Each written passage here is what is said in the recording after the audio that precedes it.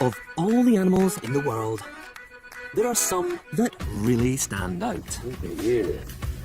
That we think are special. We find them undeniably, almost unbearably cute. Millions of us watch these animals online.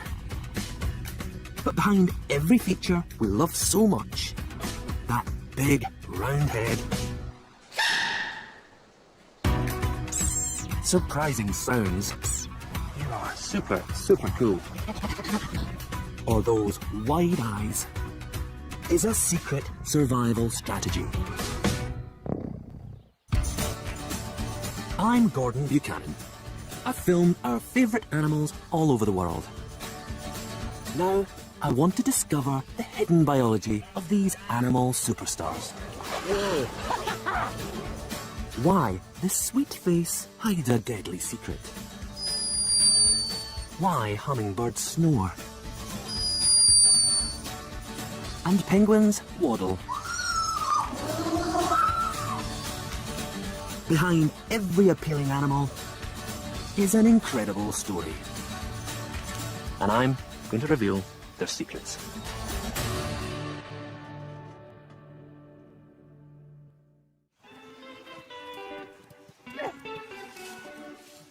If you took a poll of the top 20 animals on the planet, I reckon these guys would be right at the top. They are fantastic. Those enormous ears, their trunks, beautiful eyes. I just love them.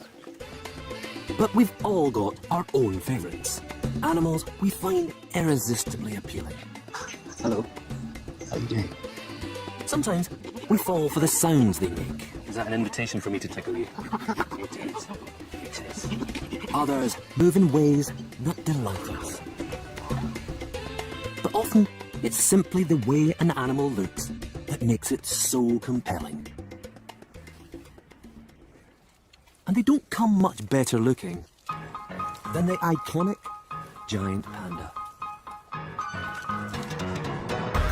Famous as a symbol for conservation and for its sneeze. Maybe you were one of the 200 million people that watched this online. Our monochrome love affair began in the 1970s, when China gave the first pandas to the Smithsonian Zoo.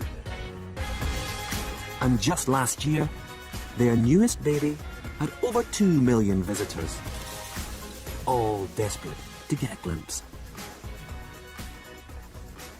I've come to meet the little crowd pleaser. Hello, Bobo. You really are the most adorable panda in the world. Pandas really have to be one of the most recognisable animals on the planet, and arguably one of the best loved.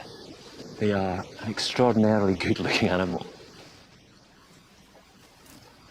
Now, pandas aren't the biggest of bears. If you want overall size, you have to look at brown bears or polar bears. But look at the size of that head. It is much bigger, much rounder than that of any other bear. And it's that beautiful big face that really stops them looking like a predator. Makes them look less threatening. And when you look into the face of a panda, you don't feel any threat at all.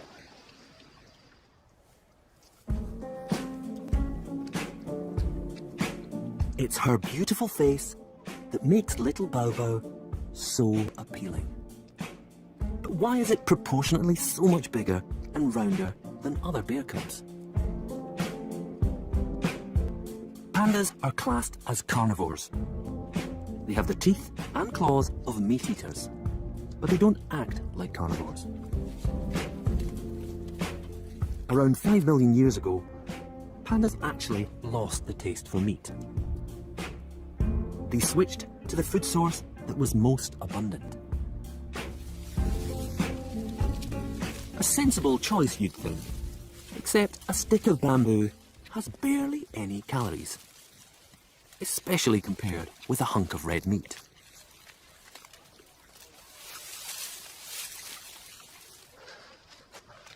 So the panda is a carnivore that has gone vegetarian, and it has chosen one of the toughest food sources around. This stuff, bamboo.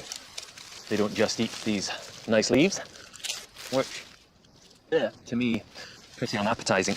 They will grind and pulverize even the thickest stems. Oh my goodness. You get into this stuff, look at all those splinters. A bear like the highly carnivorous polar bear can survive for days and days on a single kill, but for a panda to get enough calories to survive just eating this, they have to eat for, wait for this, 16 hours a day. Breakfast, lunch and dinner is bamboo. So to cope with the challenges of a bamboo diet, the panda's body has had to change, adapt and evolve to deal with it. Their stomach lining has grown thicker to deal with all those splinters. But it's the skull that has changed most dramatically. Just looking at this skull, you can see that it's unlike the skull of any other bear. The bone itself is much denser, thicker and wider, and that allows these huge jaw muscles to attach. This gives the panda a stronger bite force than a polar bear.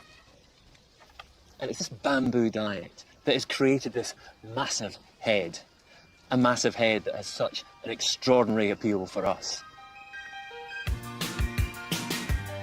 The irony is, when covered with fur, this mass of muscle and bone looks like a teddy bear. And Baobao's markings only make her more appealing.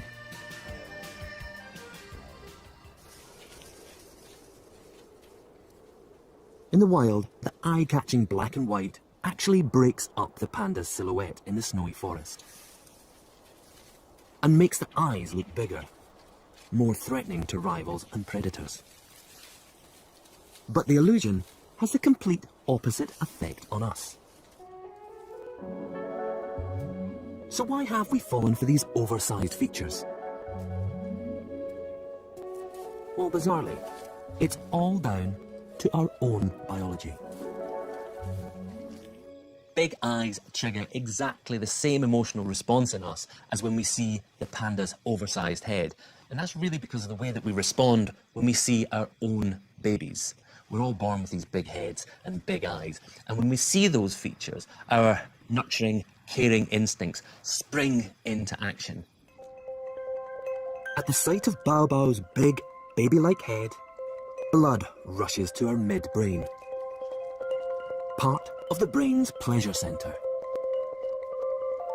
A flood of dopamine is released, one of the hormones produced when we fall in love. This chemical reaction creates emotions. It's what makes us go all gooey. Psychologists call it the cute response, and the cute response is so powerful, primitive and deep-rooted that it can be triggered when we see those features in other species, in animals. Our love of the panda is down to our evolutionary hardwiring. We just can't help it.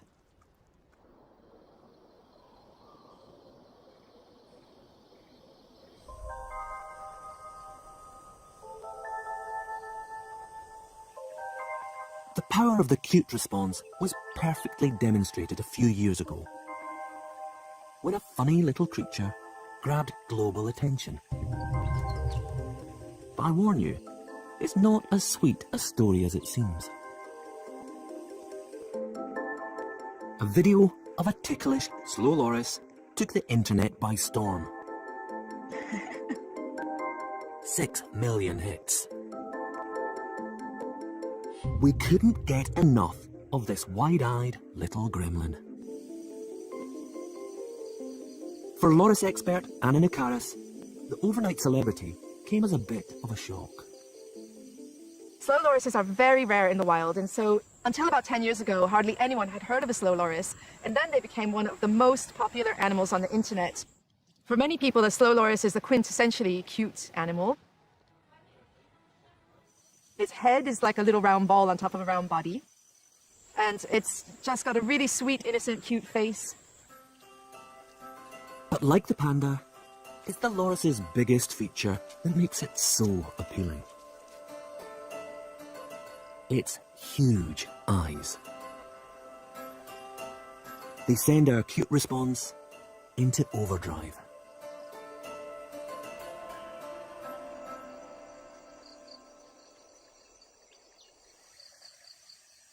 But it's in the wild that the true purpose of those incredible eyes and the dark side of the sweet little loris is revealed. Lorises are nocturnal. In the dark, their huge pupils dilate wide. This allows all available light to pass straight into the eye. It gives them excellent vision, even in the faintest of starlight, which they use to stalk and catch prey.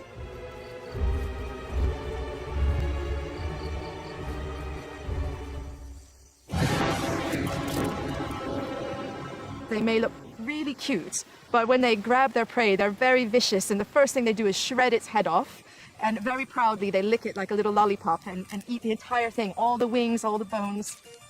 And their appetite isn't limited to insects.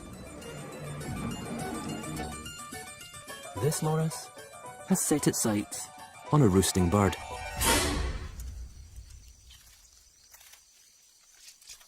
If that isn't enough to put you off your dinner, they have an even more unsavoury skill. What strikes one most if you see a slow loris is that they have a long back with a dark stripe. And when they climb, they move like a snake. Their spine moves in an S shape. And if you try to catch one, they hiss at you just like a snake. They raise their arms above their head and they form a hood above their head like a cobra. Because the internet cutie is the world's only venomous primate.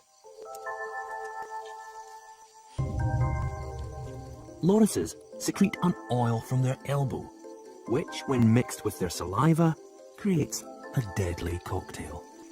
We know people who've lost half a limb, who've lost fingers, people who've nearly died, and people who have died from their bite. So it's an animal you don't want to mess with, despite the fact it looks so appealing. So probably best not to tickle one then.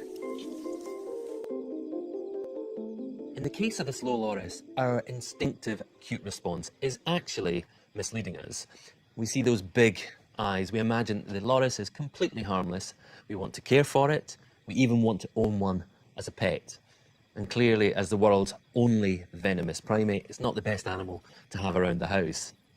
It's illegal to buy lorises, but the demand is so high caused by these videos that lorises have become extinct in many of their jungle habitats. It's a cautionary tale that cute can be a curse.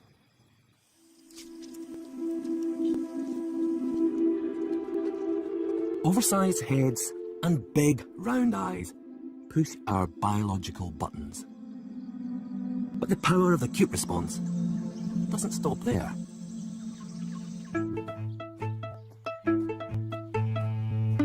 I'm on my way to meet another animal favourite that proves that almost any feature can be a trigger, as long as it's big enough.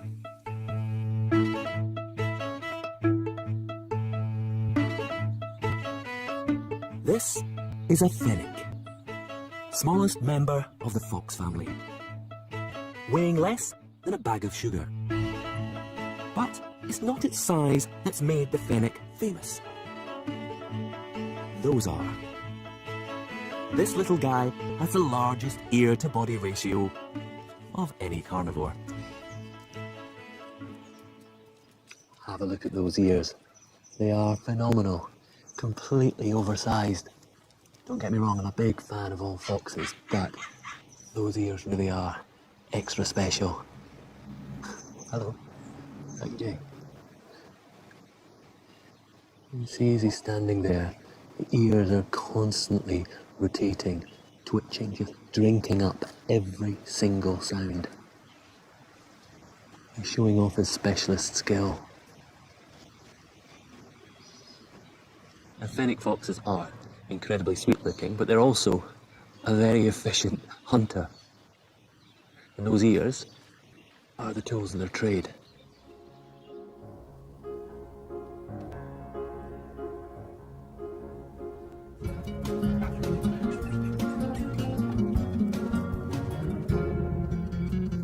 Fennec foxes live out in the shifting sands of the Sahara.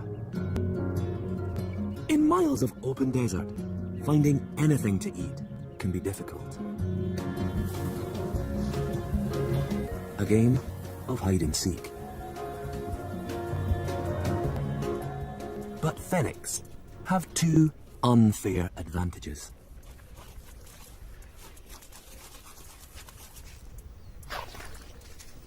Those huge ears act like amplifiers. They gather all the sound and channel it towards the inner ear. Their hearing is so pin sharp, you can hear things that I can't hear. And it's said that they can hear a mouse's heartbeat underneath the sand. Quite incredible. Okay, perhaps you might expect excellent hearing from a set of ears that big. But they have another, even more specialised role. It's not unusual for the temperature to reach 50 degrees in the Sahara. Too hot for most small mammals. But the fennec fox is different, aren't you? You can actually see when I hold him against the light, you can see the blood vessels through his ear. The skin is so thin that the heat from the blood is lost into the air. And this cooling of the blood, it allows him to keep his core temperature at a safe level. It's what keeps him alive. So in fact, each ear is a radiator, which is a critical survival tool for this fantastic desert-dwelling animal.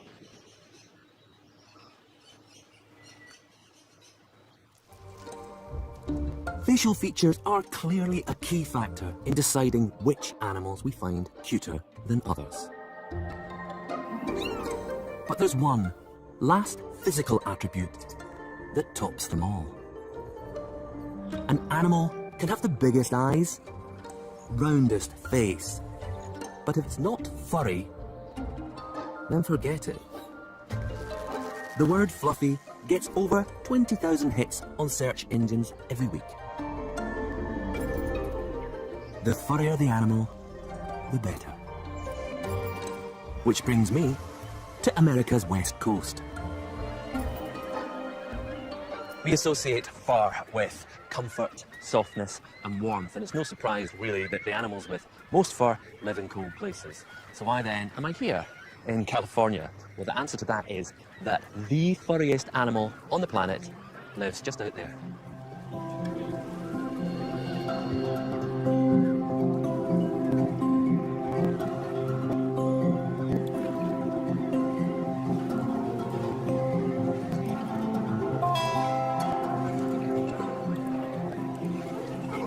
Whoa!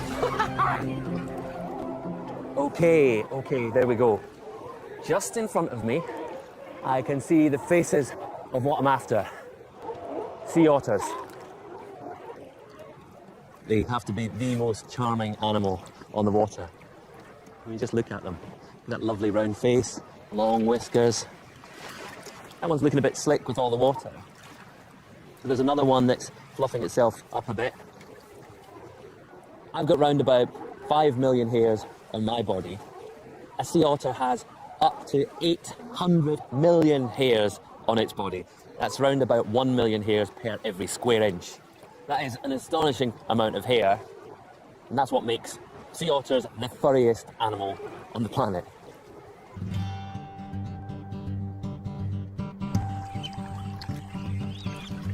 There are 12 other species of otter around the world, all with impressive fur. But it's not nearly as dense as their Californian cousins. So just why is a sea otter so furry?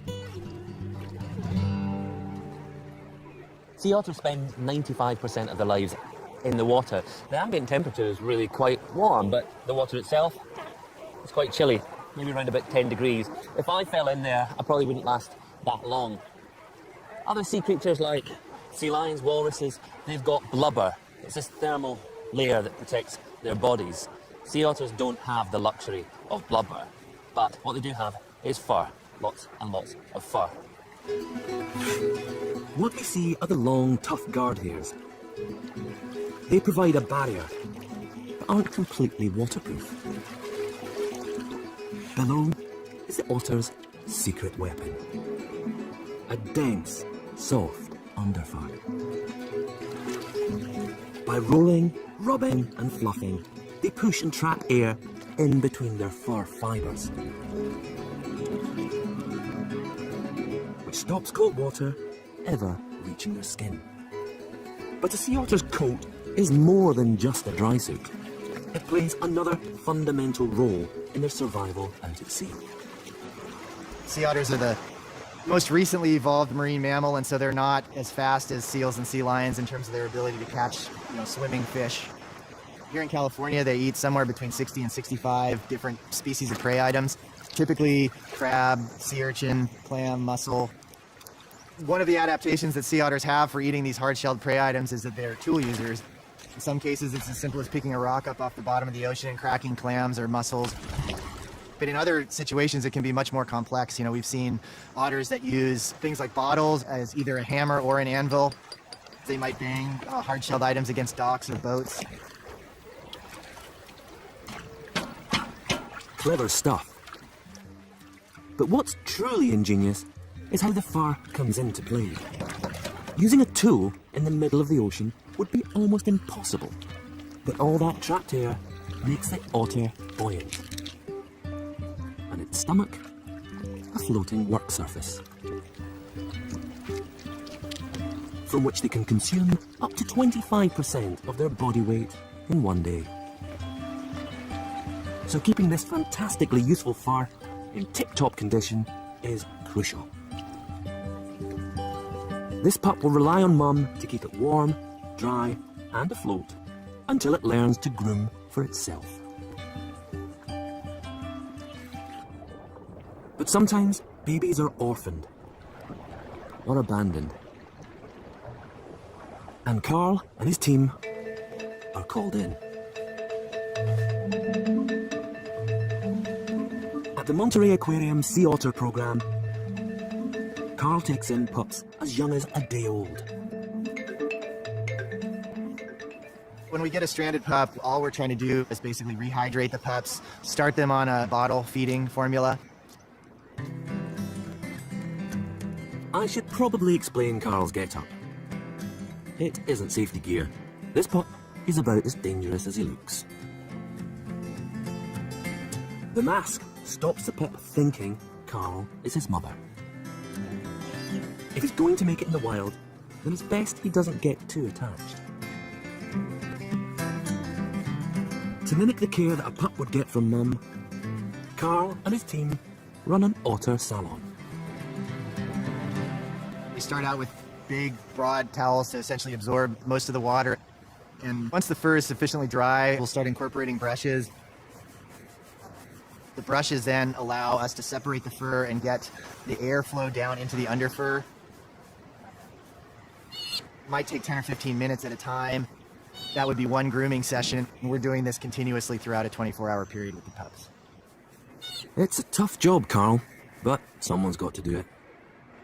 Their fur is so dense that they essentially float like little corks at the surface of the water, and the water itself is not actually contacting the skin.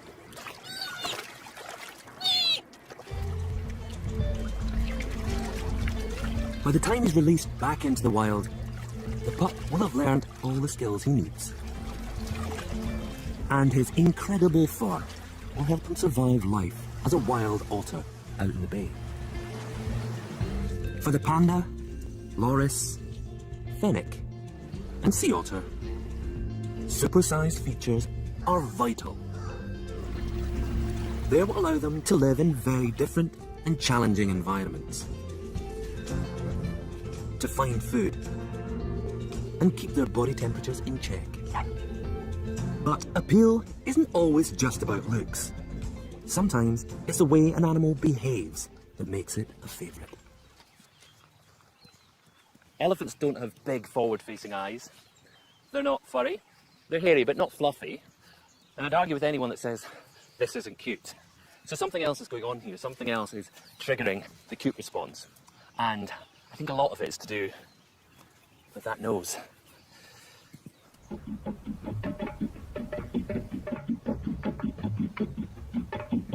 Like any newborn, the first few months of an elephant's life are a steep learning curve. Walking is tricky enough. But the extra appendage is even harder to get the hang of. Elephants are born with short, stubby trunks, but they elongate rapidly over the first few weeks.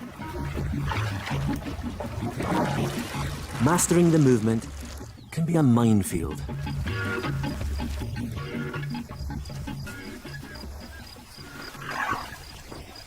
Baby elephants aren't born trunk trained for the first few months. An elephant's trunk has a mind all of its own. And to watch a baby elephant learn to use its trunk has to be one of the most endearing things in nature.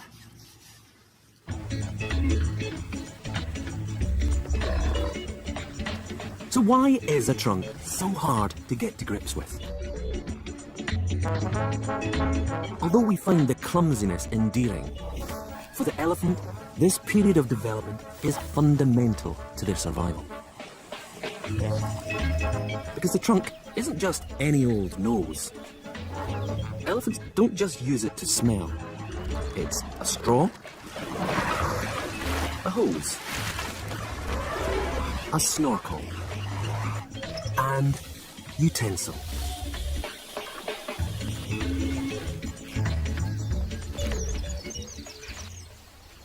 While almost every other limb in the animal kingdom uses muscle and bone together to create fine movement, an elephant's trunk is different.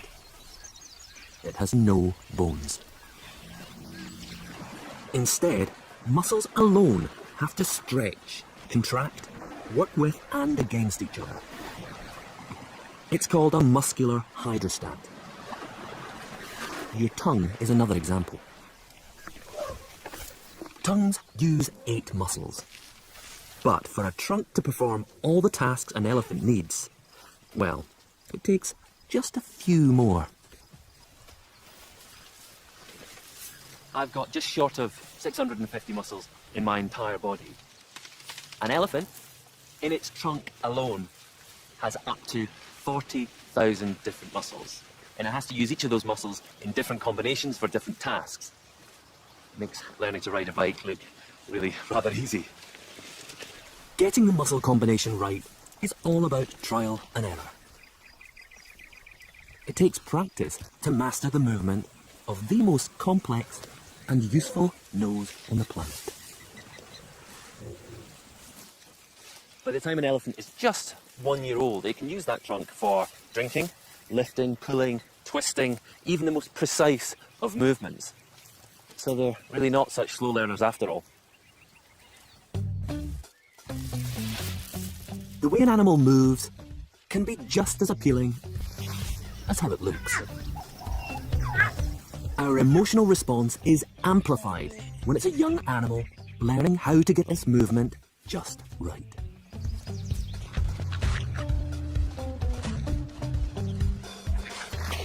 Clumsiness in babies of all species is another major trigger of the cute response.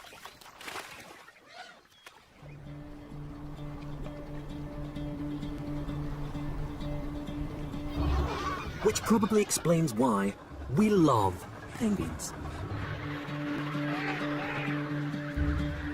That wonderful waddle from side to side makes a penguin look just like a toddling baby. But unlike our early teetering, a waddle isn't part of a learning process. It isn't refined or finessed. A chip remains Chaplin-esque through to adulthood.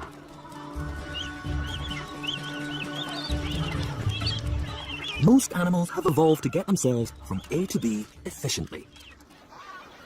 So why do penguins resort to waddling? Well, although they breed and bring up their chicks on land, most of their lives are spent in the ocean.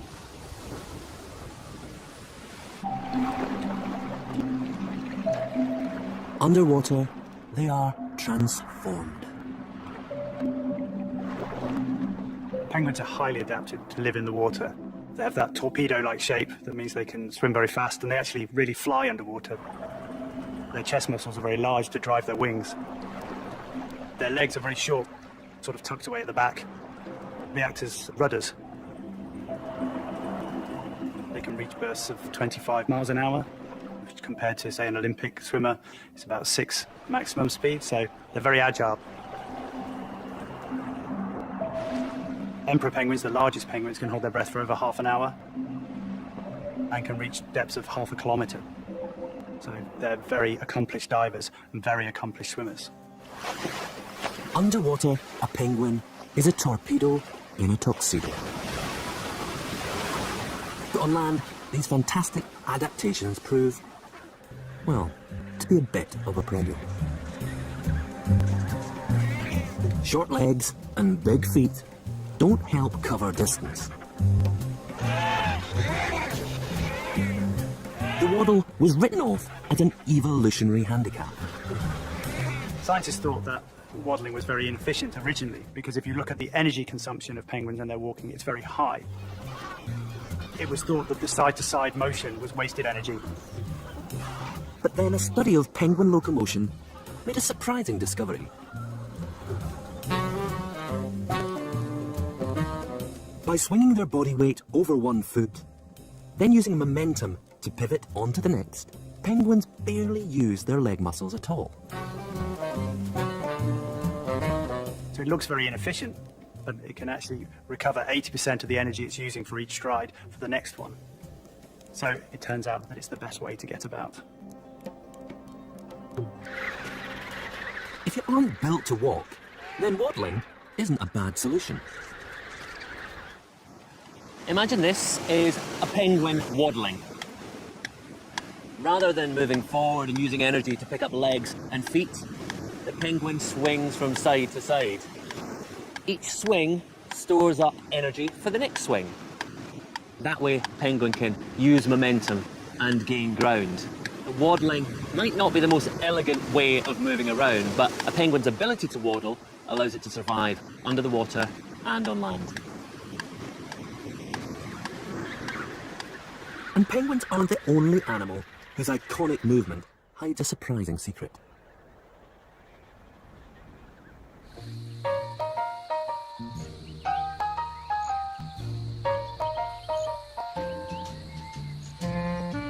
Although summer days in the outback can soar past 50 degrees, you'll never see a hot and bothered looking koala. Scientists have recently discovered that koala's iconic tree cuddling holds the key to survival in the baking heat.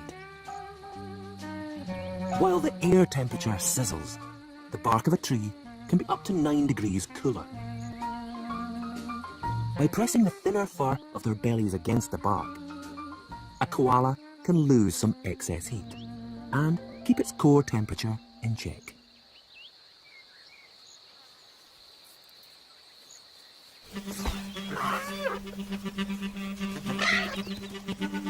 We find weird and wonderful movements incredibly appealing. But for the animals, they're perfect adaptations to get them around a problem. A dexterous trunk, a comic waddle, or a cuddle is key to success. But it's not just visual clues that trigger our acute response.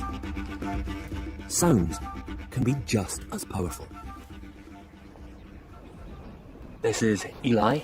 He's a 5-year-old chimpanzee, and it is incredibly easy to see why our species has such a strong affinity for his species. I mean, look, we could be brothers. Well, brothers from another mother.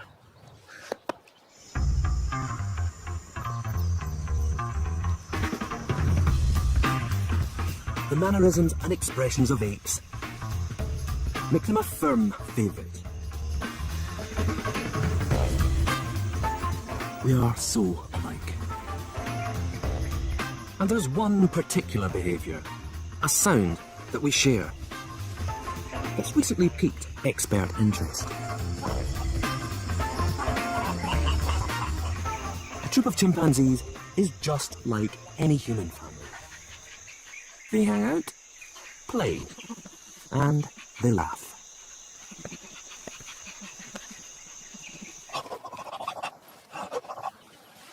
Eli is still a child, and like any child, he shows his enjoyment and his personality through laughter. You tickly. You tickly. You are. If you get the right spot, he really, really enjoys it. Look at you. Look at that face. That's good. I've got you. See? It's really infectious. You see Eli laughing and it makes you want to laugh. And recently, scientists started to take laughter seriously, wondering whether the similarity between the sounds we make might tell us more about our own evolution.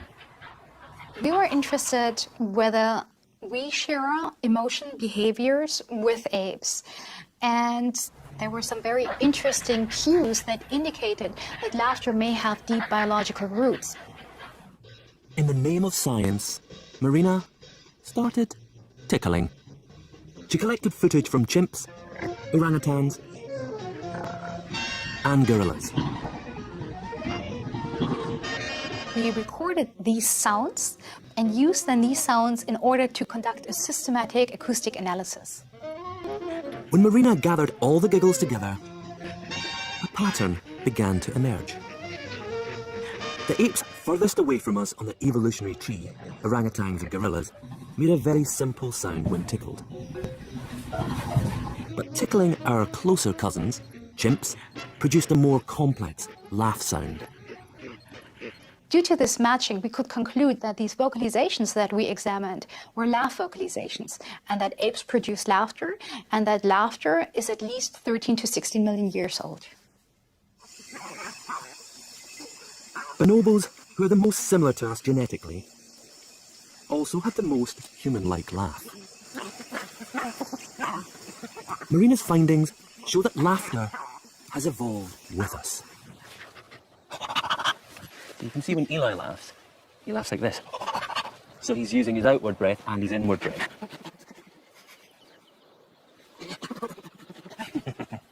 You see what's happening? When I laugh, it's on the outward breath. And that's something that we do subconsciously, but it's because we can control our breathing, and it's our human ability to control our breathing that has led us to develop speech. So isn't it fantastic to think that we might have laughter to thank for that? You agree? It is fantastic. We find a chimp's laughter so appealing because we recognize it. It's a sound we associate with pleasure. But sometimes more unexpected sounds grab our attention. Like this desert rain frog. Squeaking viral sensation. 11 million hits and counting. It sounds like a dog toy. But actually, this is a sonorous war cry of a very angry frog. Ferocious. And there's another animal who became an internet celebrity by making an even more surprising sound. A scientist in Peru captured this, escaping from the tiny body of a sleeping hummingbird. A high-pitched but unmistakable snore. Hummingbirds are loved for their beauty and speed, but this one was behaving a little bit like a human. The perfect cute response trigger. But was the online fame deserved? Is this bird really snoring?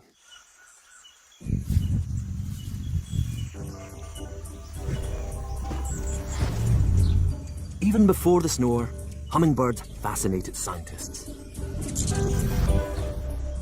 From the day I first laid eyes on them, they appeal to me because they are just such unique creatures. They are the only true species of bird that actually can hover for sustained amounts of time. The smallest species will flap their wings about 60 times a second. Try to move your arm that fast, it's pretty difficult. The smallest hummingbirds weigh as little as 2 grams. which is less than a paperclip. This rapid movement is a lot to ask for such a tiny body. It uses up so much energy that a hummingbird needs to feed almost constantly.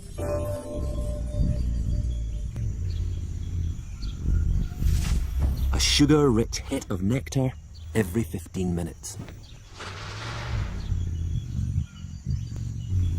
During the day, regularly sipping nectar gives a hummingbird enough energy to survive. But they can't do this for a full 24 hours. They need rest.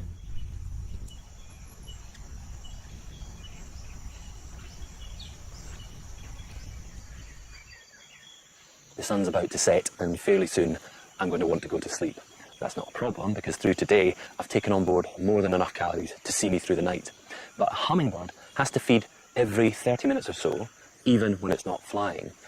To sleep through the night without feeding could be incredibly dangerous. So the hummingbird is left with one drastic option, and that is to shut down entirely. Their heart rate drops from 1,000 beats a minute to just 50. Their breathing becomes almost non-existent, using just enough energy to stay alive. It's called torpor. And scientists like Dawn are only now beginning to understand it. Most of what we know about torpor has been learned in the laboratory. We take a hummingbird and we will put it in what we call a metabolism chamber. We measure the oxygen content of the air. If their oxygen consumption gets really, really low so that it's even difficult to measure, then we know that the bird is in torpor. The internet footage is actually from an experiment very similar to Dawn's. The hummingbird has spent the night in torpor to save energy. But that doesn't explain the snoring. Sleep and torpor are very different. When we go to sleep, our lungs are still working, our hearts are still beating away, and we can wake up really quite quickly. But for a hummingbird to come round from torpor, it has to kickstart its entire body. It has to get its breathing and its heart rate back up to speed. Which is exactly what this hummingbird's doing. The sound is actually a byproduct of them gasping for oxygen, much like air rushing across, say, vocal cords would. Coming to with a snore of sorts. The very sweet side effect of a fascinating survival strategy.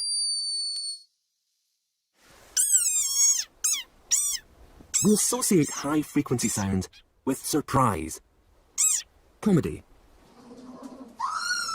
And coming from such unexpected animals, they're pretty funny.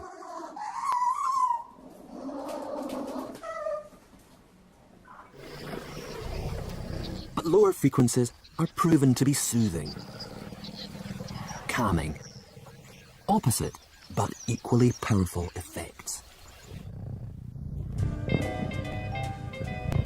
And it's this soothing quality that has brought us closer to one species than any other. This is an animal that we have an especially close relationship with. Cats have lived side by side with us, sharing our homes for thousands of years. There are an estimated 200 million pet cats worldwide, and over 2 million internet cat videos. I think it's fair to say we're obsessed. They tick all the boxes. Big, forward-facing eyes, furry, elegant movement. But the greatest appeal lies in the noise they make.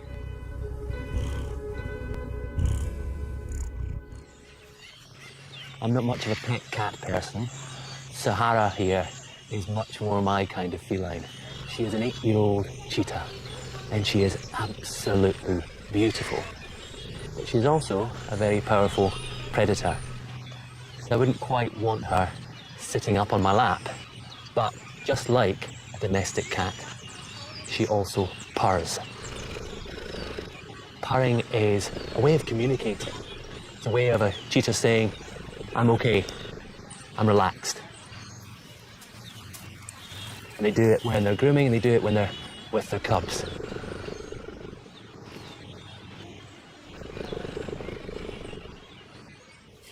Many cat species purr, cheetah to moggy.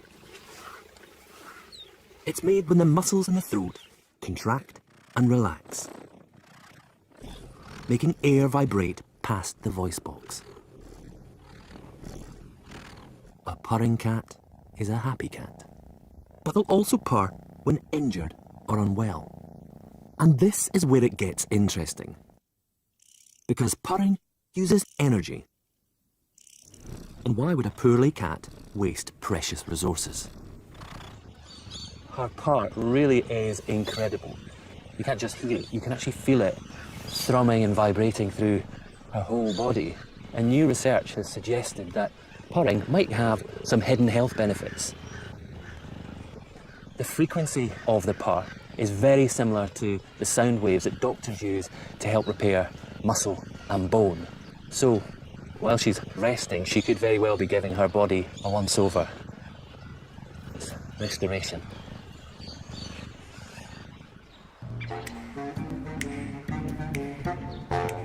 But unfortunately for us, a purr is not all positive. Cats were first domesticated over 9,000 years ago, which means they've had plenty of time to get to know us. Perhaps too much time. Recent research discovered a second type of purr that cats use. Not to heal, but to get their own way.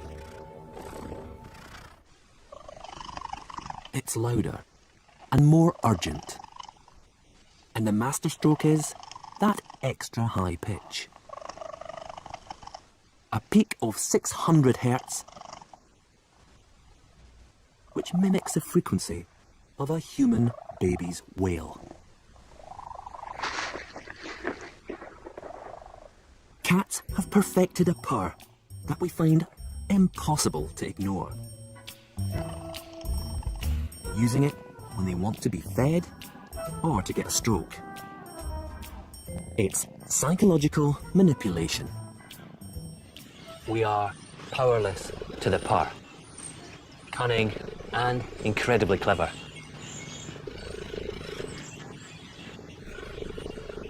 Whether it's a soothing purr,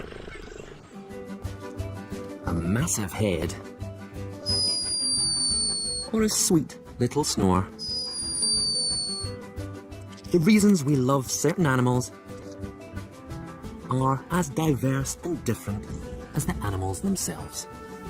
Every comic movement, oversized feature, and wonderful sound tells a story of evolution and survival.